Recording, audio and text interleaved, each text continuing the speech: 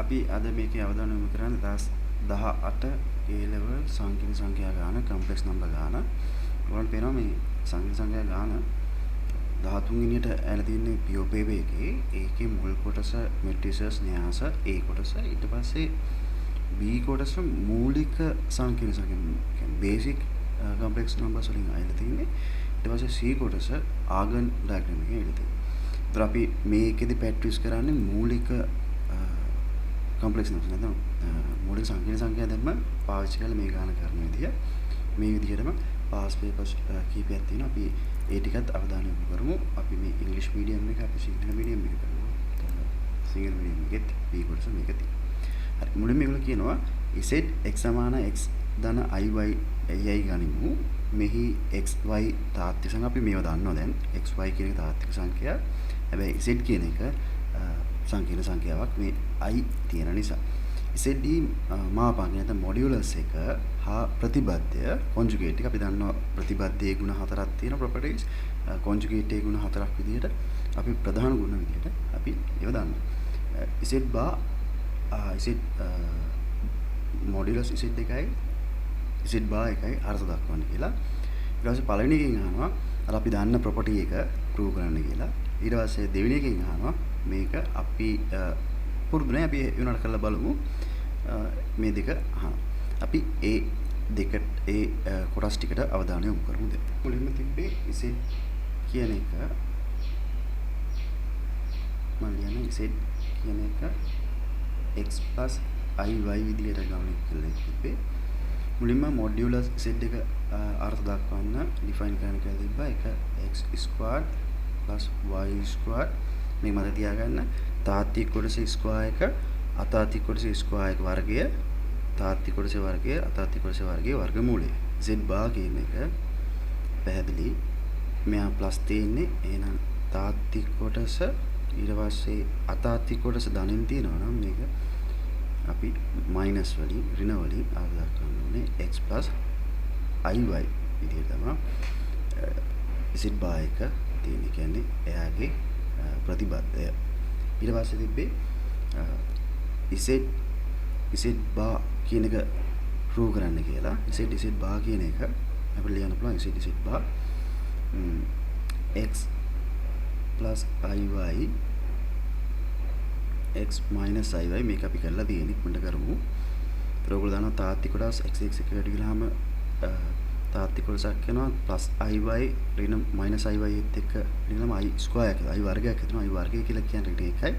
එතකොට මේ රින නිසා මෙයා ධන 1 බවට පත් වෙනවා. ඒතර i වර්ගය බවට පත් වෙනවා. ඒතර ධන iy x එකයි ඍණ iy x එකයි කැපිලා යනවා. ඔයගොල්ලෝ දන්නවා මේ වර්ග දෙක අතරේ ප්‍රසාරණ තියෙනවා. මේ තියෙන්නේ මෙයාගේ මොඩියුලස් එකේ මාපාංකයේ වර්ගය කියන එක පැහැදිලි. පළවෙනි එකේ ගහලා තිබ්බා අපි ඒක ප්‍රූව් කළා.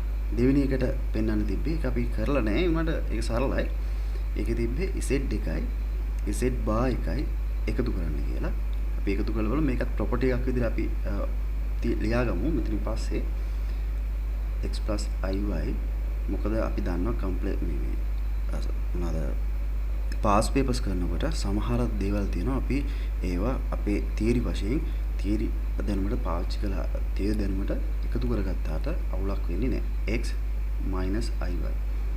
ඒතර මේ iy එක කැන්සල් වෙලා මේක 2x කියලා එනවා. ඔයගොල්ලෝ දන්නවා මේ 2x කියලා කියන්නේ මේ z සංකීර්ණ සංඛ්‍යාවේ තාත්වික කොටස. ඒතර මට මේක 2යි රියල් තාත්වික xz කියලා ලකුණු කරන්න පුළුවන්.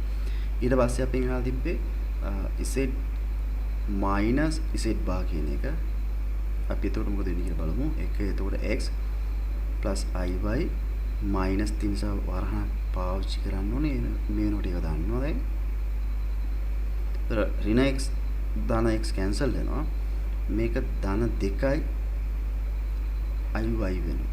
ඒතර මේ 2යි iy කියලා කියන්නේ මේක මෙහෙම ලියන්න ඕනේ 2යි i imaginary part එක z කියන නැත්නම් අතාත්වික කොටස z මේකට සමාන. අපි ඒගොල්ලෝ කරන්න කිව්ව ටික ඉක්මනින් කරලා තියෙනවා. ඒතර මේක දැනගන්න පාස් පේපර් එකේ කියන්නේ එක්සෑම් පේපර් එකේ වෙලාව බැලන්ස් කරන්න තියෙන වෙලාව ගානට හදා ගන්න පුළුවන් ගානක් විදියට සංකීර්ණ ගාන නැත්තම් මේ ගාන අපිට සලකන්න පුළුවන් ඉතින් ඉක්මනින් මේ සුළු කිරීම කරගන්න පුළුවන්. හරි.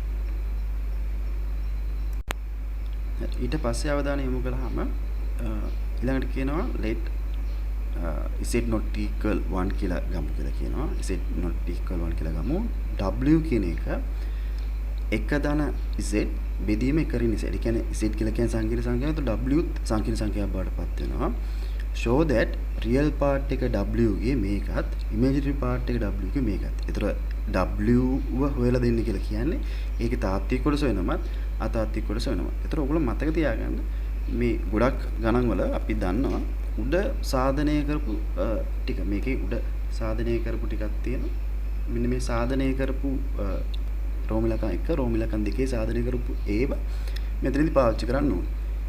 මෙතනට අපිට ඔයගොල්ලෝ හැම වෙලෙදීම බලන්න මේ බැරිම වුණොත් අපි එකට යන්න. බැරිම වුණොත් යම් මේ z ආව. z කියන එක x ධන iy කියන මූලික සාධනයේදී z කියන එක x ධන iy විදිහට අරන් එහෙම නොකර උඩ ගත්ත ප්‍රතිඵල පාවිච්චි කරලා ඉහත ගත්ත ප්‍රතිඵල පාවිච්චි කරලා මේ ගාන කොහොමද කරන්න කියන එක තමයි බලන්න ඕනේ. ප්‍රධාන වශයෙන්. බැරිම වුණොත් තමයි z x ධන iy කියන අගය දාලා සුළු කිරීම කරන්නේ. එතකොට මේ w කියන එක මේ වගේ අගයක් කරන් තියෙන එක ධන z බෙදීම එක ඍණ z කියලා. ඒක උගලන්ට පේන මේ හරය එක ඍණ z හරය උගලන්ට පේනවා මේ අතාත්වික කියන්නේ සංකීර්ණ සංඛ්‍යාව.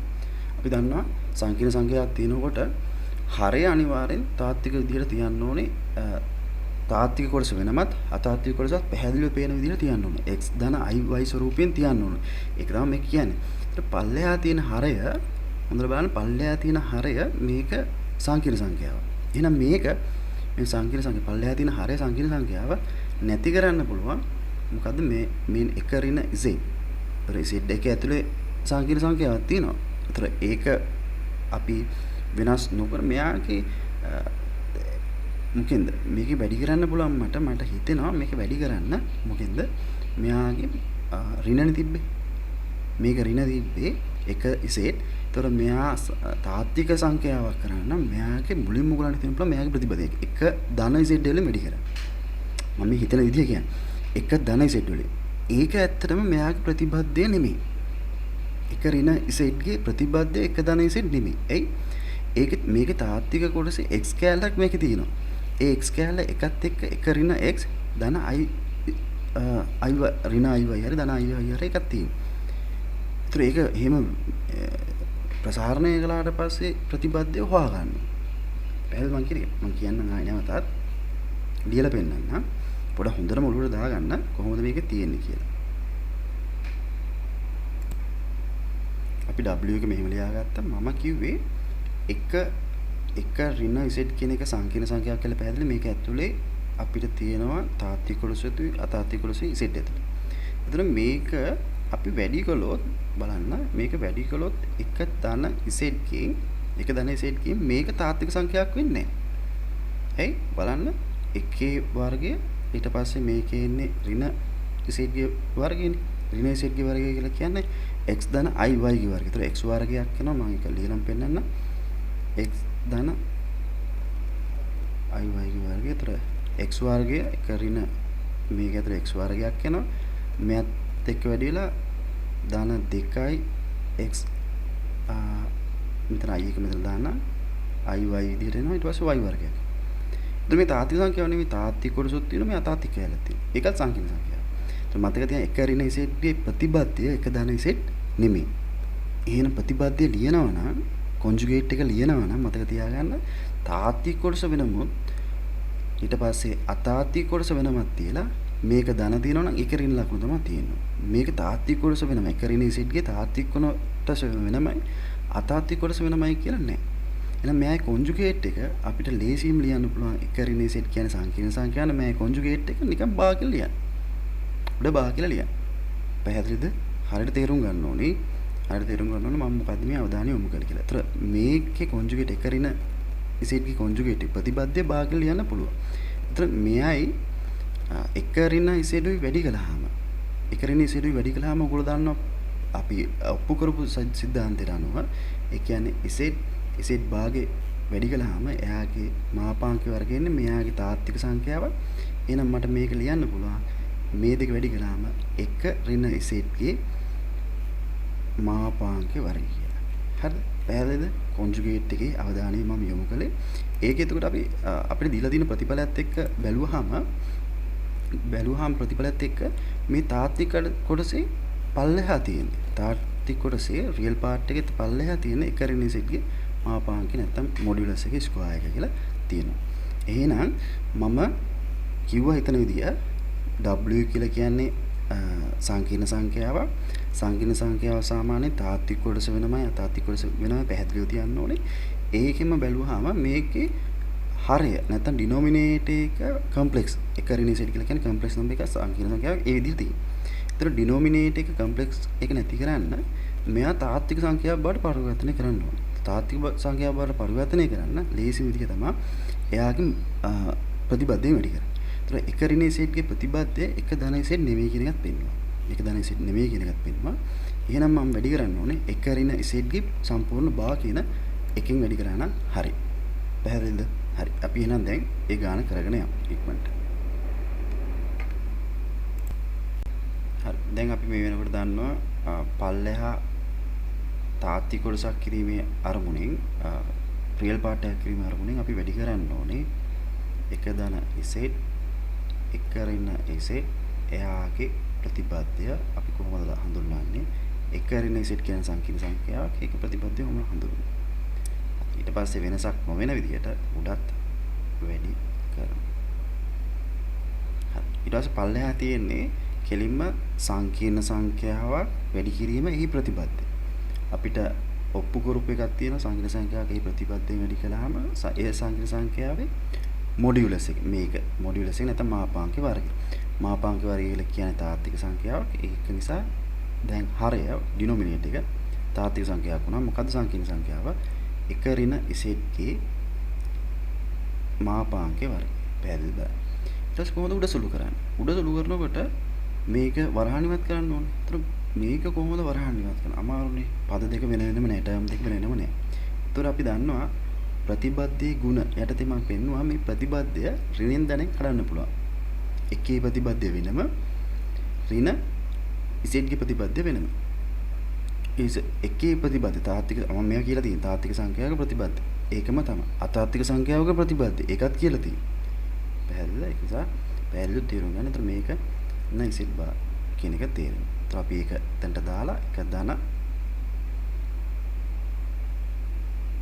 Z මෙතන ලියන්න පුළුවන් එක ඍණ Z ගේ බාර් කියලා. දැන් ටර්ම් ටික පැහැදිලි. එක එකකින් වැඩි වෙනවා. මෙයා මෙයාගෙන් වැඩි වෙනවා. මෙයා මෙයාගෙන් වැඩි වෙනවා. ඊට අමතරව Z වැඩි වෙනවා එකකින් Z වැඩි වෙනවා මෙයාගෙන්. හරි. ඒ සුළු කිරීම අපි ඕලවල ඉඳන් කරගෙන ආපු දෙයක්. එක වැඩි කළාම එක එකයි. එක වැඩි කළාම ඍණ Z භාගයෙන් ඍණ Z භාග ඊට පස්සේ ධන Z භාග ඊට පස්සේ Z වැඩි කිරීම Z භාග හැබැයි මෙතන ඍණ තියෙන ඍණ Z භාග බවටපත් වෙනවා. පල්ලෙහා තාත්වික කොටසක් තියෙනවා දැන් මොඩියුලස් එකේ වර්ගය මාපාංකයේ වර්ගය. මේ තියෙන මොකද්ද? මේ ඉහත කියූප ප්‍රතිඵලය නේද? Z ඍණ Z භාග. එක තියෙනවා Z ඍණ Z භාග කියලා කියන්නේ අපි ඉහත පෙන්නපු ප්‍රතිඵලය. 2යි ඉමේජිනරි Z කියන එක. ඍණ Z භාග කියලා කියන්නේ ඍණ Z භාග කියලා කියන්නේ Z ගේ මාපාංක වර්ගය. ඒතර මම හැම වෙලේම බලන්නේ තාත්වික කොටස වෙනම ලියන්න අතාත්වික කොටස වෙනම ලියන්න. මේ තාත්වික කොටසන්නේ එක වෙනම ලිව්වා. මේකෙන් එන්නේ අතාත්වික කොටස. ඒකෙන් එන්නේ ධන 2i ඉමේජිනරි Z. අපි ඒක කලින් පෙන්නලා තියෙනවා. Z මේ තියෙන Z වෙන Z බා. ඒක අපි පෙන්නුවානේ කලින්. හරි. ඊට පස්සේ මේ හරය වෙන් කරලා ලියමු. පොදු හරයක් විදිහට කොමන් ඩිනොමිනේටර් එකක් විදිහට මෙයාට වෙනම ලියමු. එක ඍණ Z ගේ වර්ගය මාපාංක වර්ගය මොඩියුලස් එක වර්ගය මෙයාගේ මොඩියුලස් එක වර්ගය. දැන් පැහැදිලි W එක අපි සුළු කරලා තියෙනවා. තාත්වික කොටස වෙනම පේනවා. I එක තියෙන කොටස වෙනම පේනවා. ඔයගොල්ලෝ මේ Z එක ඇතුලේ තියෙනවනේ I එකක්. ඒතර මේක කොහොමද කියන්නේ? ඔව් මේක I එකක් තිබ්බට මේකේ මොඩියුලස් එක එන්නේ. මාපාංකේ තාත්විකකය. මේකේ මාපාංකෙත් තාත්විකකය. ඒතර හරි පැහැදිලිව I කොටස් වෙනම සහ තාත්වික කොටස් වෙනම තියෙනවා. ඒතර මේක පැහැදිලි. මේ ඉමේජිනරි සෙට් ඒ කියන්නේ ඉමේජිනරි සෙට් කියලා කියන්නේ ඇත්තට කලින් ගත්තේ y කියන අගය. y කියලා කියන්නේ තාත්වික කොටස. y කියන තාත්වික කොටස මේ I කියන එකෙන් තමයි ඒ පැත්ත ටික තමයි පෙන්වන්නේ. ඒතර මේ ඉමේජිනරි සෙට්, රියල් සෙට් ඒව ආවට බය වෙන්නේ නැතුව පැහැදිලිව මේකට අපි හුරු වෙන්න ඕනේ. ෆැමිලි වෙන්න ඕනේ. කොහොමද ෆැමිලි වෙන්නේ? අපි ප්‍රොපර්ටිස් ටික පාවිච්චි කරනවා මේ ගණන් වල හැම එකේ මූලික ගානේදී ප්‍රොපර්ටිස් ටික නැත්නම් ගුණ ටික පාවිච්චි කරනවා. ඒවා පාවිච්චි කරලා විභාග පාස් විවස් කළාම මේවා අපිට ප්‍රැක්ටිස් වෙනවා. හරි. ඒතර අපිට මට ලියන්න පුළුවන් අන්තිම උත්තරේ W ගේ තාත්වික කොටස රියල් පාර්ට් එක සමාන වෙනවා 1 ඍණ Z මාපාංක වර්ගය බෙදීම 1 ඍණ Z ගේ සම්පූර්ණ එකේ මාපාංක වර්ගයට. එතකොට ඉමේජිනරි පාර්ට් එක කාගේද? W ගේ සමාන වෙනවා I නැතුව ලියන්න ඕනේ 2යි ඉමේජිනරි Z. ඒ කියන්නේ Z ගේ තියෙන ඉමේජිනරි කොටස එක තාත්විකකයක්. මේක තාත්විකකයක් මතක තියාගන්න. 1 ඍණ Z ගේ වර්ගය. I ගෙන් තමයි අතාත්වික කොටස වෙන් වෙලා තියෙන්නේ. මේ I ගෙන් පිටිපස්සේ තියෙන ඔක්කොම ටික තාත්විකකයක්. හරි. පැහැදිලිද බලන්න මේක. හරි. ඊට පස්සේ බලමු අපි ඊළඟ කොටස සුළු කරලා. ඊළඟ කොටසේ කියන්නේ show further that if Z සමාන cos alpha ධන I sin alpha alpha කොහොමද බිඳුවත් 360ට අතර තියනා ගියා. ඒතර මේක අපි තාම ද්‍රවක ස්වරූපය ගැන ලොකු අවධානයක් නැහැ. ඒ වුණාට මේක අපිට කියන්න පුළුවන් ප්‍රධාන විස්තරය නෙමෙයි අණු විස්තරය simple ARG argument එක කියලා කියන්න පුළුවන්. then W වල අගය මේක කියලා පෙන්වන්නේ කියලා. එතකොට සිංහල එකෙත් තියෙන එහෙම Z කියන එක මෙහෙම නා තව දුරටත් මේක මෙහෙම කියලා පෙන්වන්න කියලා. හරි අපි බලමු මොකද්ද තියෙන්නේ කියන එක. මේකේ මම Z එක ලියා ගන්නවා. හැබැයි අපි ද්‍රවක ස්වරූපය ආගන් ඩයග්‍රෑම් එක මුකුත් වැඩි අපි තාම දන්නේ නැහැ. හරි ප්‍රශ්නයක් නැහැ. නොදන්නා ප්‍රශ්නයක් නැහැ. අපි Z කියන එක ඒගොල්ලෝ දීලා තියෙන විදිහට ලියා ගන්නවා. කොහොමද cos alpha ධන I sin alpha. ඔව් එතන මේකේ අපි ආගන් ඩයග්‍රෑම් එක මුකුත් දන්නේ නැහැ. ඒ වුණාට මේකේ මේ විදිහටම තාත්වික කොටස වෙනමයි අතාත්වික කොටස වෙනමයි නේද? ඒතර අපි දන්නවා Z ගේ මාපාංකයේ වර්ගය කියලා කියන්නේ මේක Z සමාන R cos alpha ධන I sin alpha විදිහට තියෙනවා. ඒතර R සමාන මේක 1යි කෙලින් මෙහෙම ලියන්නත් පුළුවන්. ද්‍රවක ස්වරූපය දන්නවා. නැත්නම් Z ගේ මාපාංකයේ වර්ගය කියලා කියන්නේ තාත්වික කොටස වෙනම අතාත්වික කොටස වෙනම වර්ග කරන එකනේ. වර්ගය කියලා ගත්තා. තාත්වික කොටස දැන් කීයද? cos alpha. ඒතර cos squared alpha. අතාත්වික කොටස sin squared alpha දැන් තියෙනවා. cos squared alpha sin squared alpha ත්‍රිකෝණමිතිය අනුව දන්නවා මෙයා එකයි. ඒ ප්‍රතිඵලය ආවා. ඒතකොට Z එකේ වර්ගමූලය ධන වර්ගමූලෙනේ ගන්න ඕනේ දිගක් නෙවෙන්නේ. Z ගේ මාපාංක කියන්නේ ධන 1යි. ඒතර ඒ ප්‍රතිඵලය එතනින් අපිට දීලා තියෙන එකෙන් අපිට හින්ට් එකක් විදියට මේක ගන්න පුළුවන්. හින්ට් එකක් විදියට මේක ගන්න පුළුවන්. හරි. ඒක ප්‍රතිඵලය පාවිච්චි කරලා මම R ගේ තාත්වික කොටස ගැන අවධානය යොමු කරගම ඔයගලන්ට පේනවා 1 ඍණ Z ගේ මාපාංකයේ වර්ගය 1 ඍණ Z ගේ මෙයාගේ වර්ගෙනේ තියෙන්නේ. ඒතර මේ Z ගේ මාපාංකයේ වර්ගය අපි හොයාගත්ත 1යි කියලා. එහෙනම් උඩ කොටස බිඳුවක් වෙනවා. එහෙනම් මෙයා බිඳුවක් වෙනවා පැහැදිලි. මෙහෙම වුණොත් මේක මේ ප්‍රතිඵලයට සමාන වුණොත් Z කියන මේ ප්‍රතිඵලය වුණොත් මාපාංකය 1යි මාපාංකය 1යි කියලා කියන්නේ තාත්වික කොටස බිඳුවක් වෙනවා W ගේ. ඊට පස්සේ ඉමේජිනරි කොටසක් විතරයි තියෙන්නේ. ඒත් අපි ඉමේජිනරි කොටස සුළු කරලා බලනවා. ඉමේජිනරි W කියලා කියන්නේ 2යි ඉමේජිනරි Z 1 ඍණ Z ගේ මාපාංකයේ වර්ගය. කොහොමද සුළු කරන්නේ? මාර වෙයි. දැන් කරන්නේ Z ඉමේජිනරි Z කියන එක ප්‍රශ්නයක් නෑ. ඉමේජිනරි Z කියන කීයද? sin alpha. මෙයා Z ගේ අතාත්වික කොටස. අතාත්තික කොට sin alpha. මෙතනට sin alpha දාන්න පුළුවන්. ඉමේජිනරි සෙට් එකකට sin alpha දාන්න පුළුවන්. පල්ලෙහාට එක ඍණ සෙට්ගේ මාපාංක වර්ගය. කොහොමද? එක ඍණ සෙට්ගේ මාපාංක වර්ගය වෙන් කරන්න බෑනේ. ඔයාලා තේරෙනව නේද? අපි මේ ප්‍රතිඵල හොඳට පාවිච්චි කරනවා මේක වෙන් කරන්න බෑ එකේ වර්ගය ඍණ සෙට්ගේ වර්ගය කියලා කොහොම වෙන් කරන්න බෑ හොඳේ. මෙහෙම වෙන් කරන්න බෑ. මාපාංකේ වෙන් කරන්න බෑ. මාපාංකේ ප්‍රොපර්ටිස් ඔයාලට මතක තියෙනවා. එතකොට මේකෙදි අපිට කරන්න පුළුවන් අපිට බලන්න වෙනවා එක ඍණ Z කියන්නේ කවුද? එක ඍණ Z එක Z ඍණ Z කියලා කියන්නේ ඍණ cos alpha දැන් තියෙන දේ ලියන්න ඕනේ. ඒතර ඍණින් වැඩි වුණාම ඍණ I sin alpha නේ. තාත්තික කොටස වෙනම එක ඍණ cos alpha වෙනම ඍණ I sin alpha වෙනම. දැන් මාපාංකය ඕනේ. මොඩියුලස් එක ඕනේ. මොඩියුලස් එක කියන්නේ කොහමද? මොඩියුලස් එක මම වෙන කාලයකින් ලියුවොත් එක ඍණ Z ගේ මොඩියුලස් එක කියන්නේ කොහමද? තාත්තික කොටස වෙනම වර්ගයක්. මොඩියුලස් එක අර්ථයක් කියනවා. තාත්තික කොටස වෙනම වර්ගයක්. එක ඍණ cos alpha ගේ ස්ක්වයර් එක වර්ගය. ඊට පස්සේ එකතු කරන්න අතාත්තික කොටස. ඒ කියන්නේ මේකේ ඍණ sin alpha ගේ වර්ගය.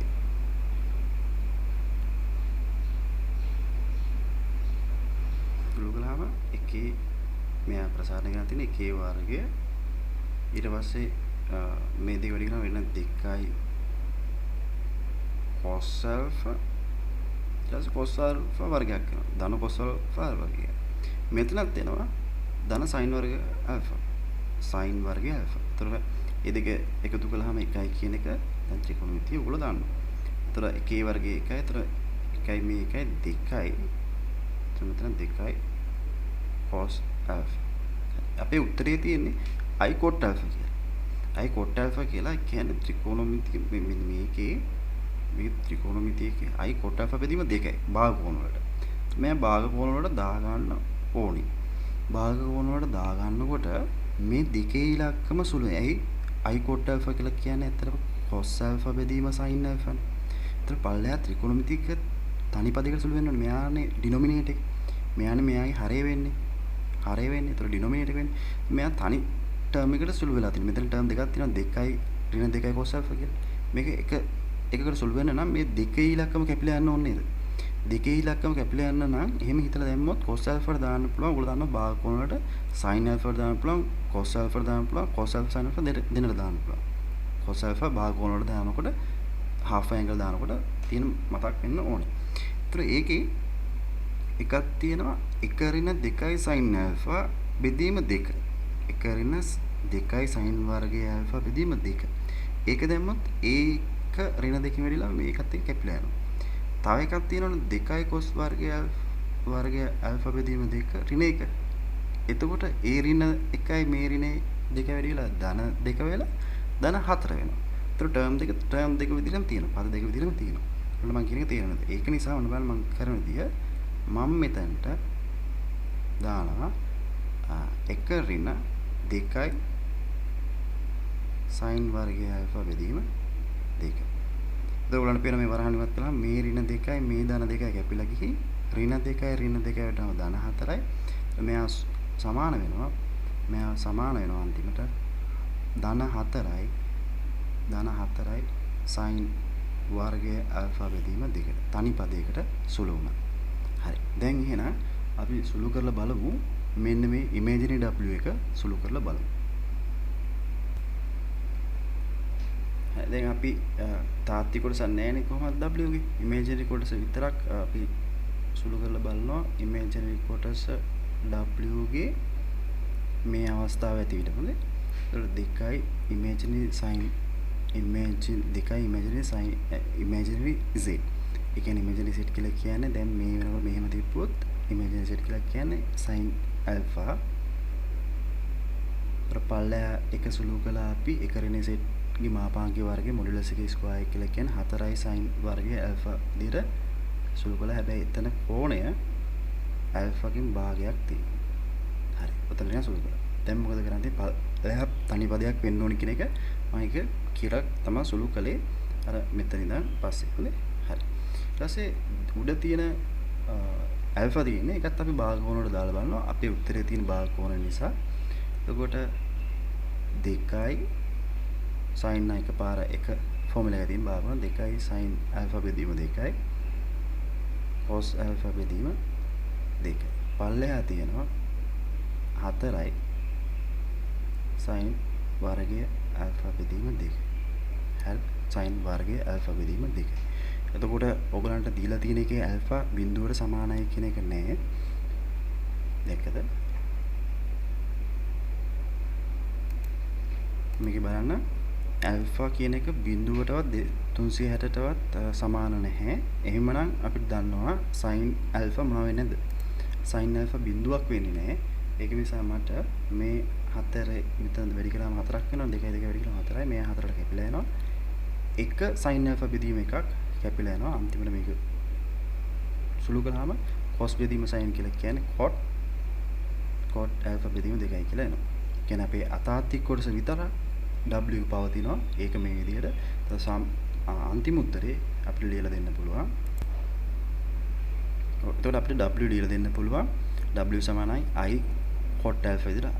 මේ cot alpha බෙදීම 2 කියන්නේ තාත්තික w අතාත්තික w. නැත්නම් imaginary part of w කියලා කියන්නේ තාත්තික කොටස. i ගෙන් පස්සේ තියෙන මේ තාත්තික කොටස. රියල් එක i එක්ක තියෙන නිසා තමයි මේ iත් එක්ක ගත්තම තමයි මේක අතාත්තික විදිහට යන්නේ. හරිද? පැහැදිලිද? අපි ගානෙත් දීලා තිබ්බනේ. x කියලා කියන්නේ තාත්තික අගයක්. y කියලා කියන්නේ තාත්තික අගයක්. y i එක්ක තියෙන නිසා තමයි මේක අපි අතාත්තික කොටස කියලා කියන්නේ. imaginary part එක කියලා කියන්නේ. ඒතර අපි cot alpha බෙදීම 2 කියලා කියන්නේ තාත්තික අගයක්. iත් එක්ක තියෙන නිසා තමයි imaginary එකක් විදිහට තියෙන්නේ. හරි. අපි මේකේ බැලුවේ මූලික සංකීර්ණ සංඛ්‍යා පිළිබඳ දැනුම කියන්නේ පාස් පේපර් ගානේ මූලික සංකීර්ණ සංඛ්‍යා. ඒ කියන්නේ ප්‍රොපර්ටිස් ටික පාවිච්චි කරලා කරන විදිය. ඒතර අපි ඊළඟ වීඩියෝ එකෙත් බලන්නේ පාස් පේපර් එකත් තෝරගෙන බේසික් කොම්ප්ලෙක්ස් නම්බර්ස් වලින් කොහොමද ඒ ගාන කරන්න කියලා. ආගන් ඩයග්‍රෑම් එක ඊට පස්සේ අහනවා. ආගන් ඩයග්‍රෑම් එකේ තීරිය වලට මේක පොඩ්ඩක් ෆැමිලියර් වෙලා අපි යනවා. හොඳ ඒ කියන්නේ අපේ කොන්ෆිඩන්ස් ලෙවල් එක වැඩි වුණාට පස්සේ මේක ගාන කරලා කොන්ෆිඩන්ස් ලෙවල් එක වැඩි වුණාට පස්සේ අපි ආගන් ඩයග්‍රෑම් එකේ තීරිය වලට යනවා. හරි. එතකන් පාස් පේපර්ස් වල මේ ප්‍රොපර්ටිස් වල පාවිච්චි කිරීම හොඳට පුරුදු වෙන්න. ඒක ඉතා ඉක්මනින් වේගයෙන් කරගන්න පුළුවන්. ඒතර කාලය කළමනාකරණයේදී මේ ගාන විශේෂ ගානක් බවට පත් වෙනවා.